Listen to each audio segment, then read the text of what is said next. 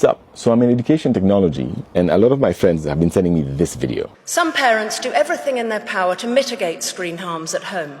But then their children go to school and they experience hours of screen time in the guise of educational technology, or EdTech. So first of all, how are you doing? Hope you're doing well, but let's get into this. Off the bat, she's not wrong. This part is right. Who has proven that this deluge of screen education is what's best for our children? This part is true. Bill Gates himself said that devices have a lousy record in the classroom. Definitely agree with this part. The Karolinska Institute in Sweden recently published research concluding that there's clear scientific evidence that tools impair rather than enhance learning.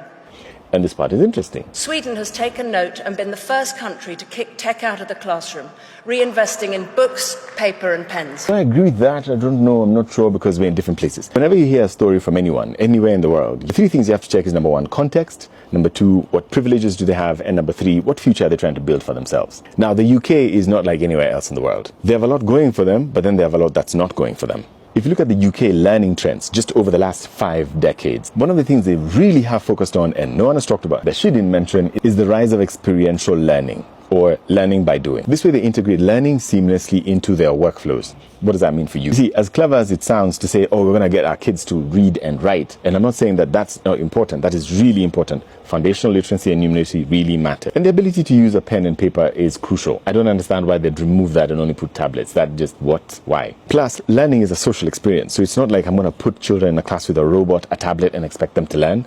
You learn best when you're relating to other humans, right? What you got wrong is what we call throwing the baby out with the bathwater. Let me give you an analogy. A long, long time ago, there were guys who used to ride horses and carriages. They'd put people in the back of the horse, they'd whip the horse, and the horse would go, and that was called transportation. And this guy called Henry Ford came up with this vehicle situation. Unlike cars of today, those cars were actually death traps. Those never had shatter protection, so if the window broke like a typical window, and it'd slice your face. They didn't have shock absorbers, they didn't have seat belts. In most cases, they didn't even have doors. The first cars, death traps. No doubt. A lot of people looked at them and thought, that is crazy. But instead of going back to horses and carriages, said, can we improve this? In a world where AI is changing the world, like literally. What she said doesn't make any sense. The World Economic Report has spoken about how 30% of white-collar jobs are just going to disappear because of AI. Think about it.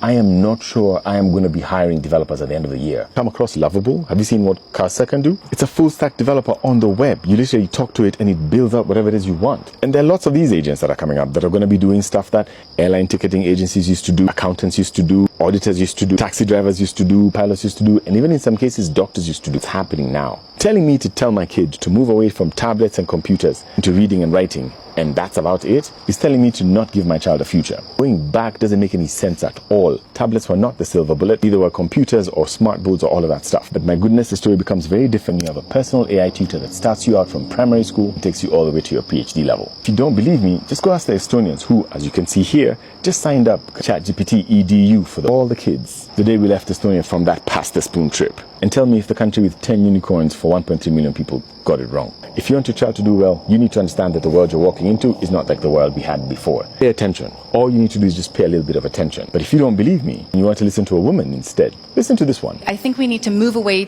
from preparing kids for jobs, because jobs are going to change, and that much we can guarantee.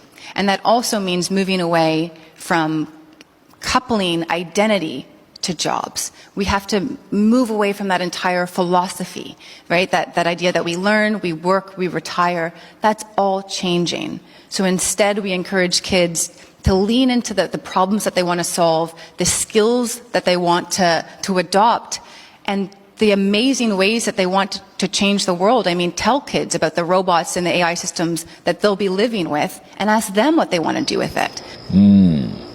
I really hope this helps, because your kid's future depends on it. Have a good one.